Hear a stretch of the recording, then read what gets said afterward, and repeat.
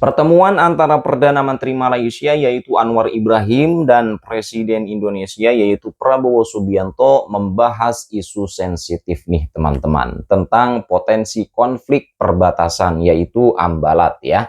Namun suasana dibuat cair dengan candaan tanpa mengurangi keseriusan komitmen mereka untuk menyelesaikan perbedaan lewat dialog. Perdana Menteri Malaysia Anwar Ibrahim mengungkapkan bahwa pertemuannya dengan Presiden Indonesia Prabowo Subianto juga membahas potensi konflik perbatasan kedua negara. Sambil bercanda, Anwar mengatakan Prabowo seolah bakal mendeklarasikan perang seperti kasus Thailand dan Kamboja.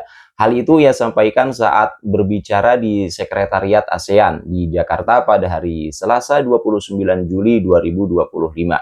Anwar menegaskan baik dirinya maupun Prabowo adalah pemimpin yang mengutamakan akal sehat dengan mengedepankan negosiasi dan dialog sebagai solusi jika konflik perbatasan muncul. Ini dia videonya.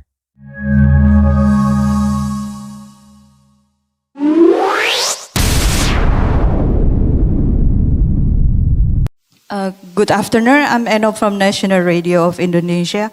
Pleasure to meet you, Mr. PM. My question is, what we see, what was happening in Thailand and Cambodia, so what we should do, Indonesia and Malaysia, because we also have some borders, to keep the borders in peace and stability. Do you have any advice for the people in the borders? Thank you. See, border issues with Malaysia and Indonesia. So I discussed with President Bowo. What should we do? We declare war. So if we don't want to do it, we have to find an amicable resolution to the conflict. And that's a choice. In Parliament, when the members of the opposition Islamic Party started attacking me about Sulawesi and Ambalat, and they said, no, you should surrender, not surrender this. I said, you have a choice. You go to war or you negotiate. Sane people must choose the route to negotiate. And precisely that was what we did. And in process of negotiations, there is, of course, a win-win, give and take, based on, of course, the rules of law. Look at UNCLOS, 1982, look at agreements, look at historical antecedents, and find a resolution. I'm very optimistic, and I think Indonesian president, and for that matter, many of the other countries, Malaysia is essentially a maritime country. We have issues, border issues, for almost every country. But we don't go to war. We have excellent relations. So work on the positive side.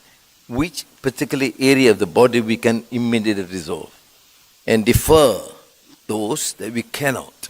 But it should not be an issue that could create differences, and there should be, as I said, sanity in the sense that to respect these differences for a while and not be seen unnecessarily to provoke. And I'm happy that we have achieved that. Now, if it's an issue talking about issues, there are issues. The team working on it, and I am very optimistic that it can be resolved, even if we can't, as we have not resolved in the last 60 years, and it has not adversely affected our relations. We are in the best of terms, there's a level of trust, and all other issues that can be resolved, we should resolve. So I think that should be the position taken, and I'm very fortunate that there's a position taken by all our countries, our neighbors within ASEAN. Hopefully, this is also the spirit in the international community. Terima kasih.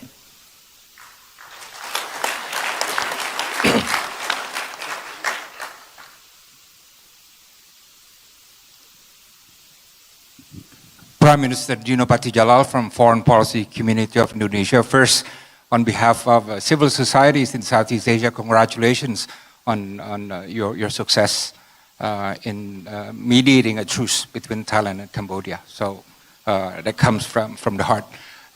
Prime Minister, we fully support the notion of people-centered ASEAN community. we pledge to make that strategic vision a success. However, it seems that ASEAN community is strong at the top, among the leaders, ministers, diplomats, and officials, but not so strong at the bottom, because the civil societies are still pretty much disconnected. And a lot of the civil societies in ASEAN do not know one another and have not caught on to the ASEAN vibe as well.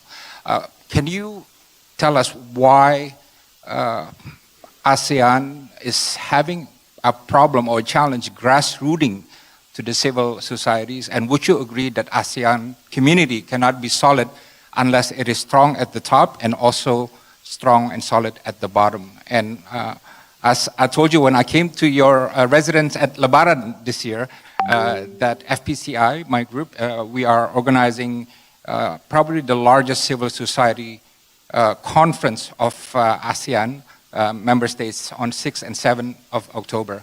And I'm just wondering if you have any encouraging words that I could spread to the civil society groups that we are reaching out all over ASEAN for that purpose. Thank you.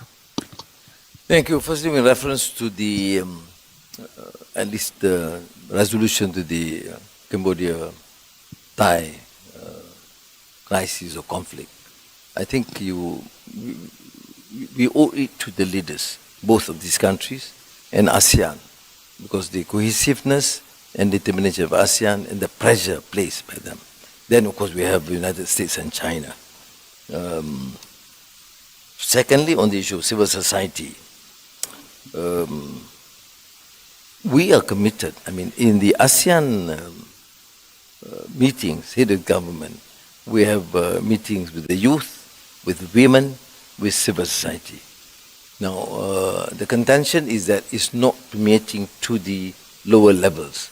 Okay, inshallah, we'll have to do a bit more to encourage the various levels of engagement, and I think this can be done. But it's a major start. I mean, a good start, as I've seen in all our meetings. We have a special session that leaders have to listen, and I think this will continue even at the next summit, and for the 6th, 7th October conference of civil society leaders or representatives. I'm sure that we will do whatever we can to support this sort of engagement. If there's any faults or failures, you blame the Secretary General, as I said before. But I'm sure he will, of course, try to coordinate that, to instill that sort of commitment and support by governments particularly. So, because of course not all governments within ASEAN has that level of commitment to support democratic practice and what we call the role of the civil society. But I think this can be encouraged by, at least as a policy, all have endorsed. Okay, and to me it's very critical to succeed, to ensure success of a democratic system. Not only political parties, I mentioned but habits of the heart of Tocqueville. He also mentioned intermediate associations, which is now being the role played by the civil society. And I truly believe that the role of civil society for specific interests to cater for the needs of various sectors of the people must be more effective, because that renders participatory democracy, in the sense that we actually listen to all. Ada beberapa pelajaran yang bisa kita petik dari ungkapan seorang Perdana Menteri Malaysia tadi, ya. Yang pertama, pemimpin negara harus mengedepankan komunikasi dan diplomasi, bukan konfrontasi. Humor itu bisa menjadi jembatan untuk mencairkan suasana dalam isu serius. Dan yang terakhir, perbedaan pandangan tidak selalu berakhir dengan konflik bila ada niat untuk berdialog. Ya, itulah kira-kira 3 pelajaran yang bisa kita petik dari apa yang disampaikan oleh Anwar Ibrahim tadi. Oke teman-teman, selamat beraktivitas kembali dan see you next video.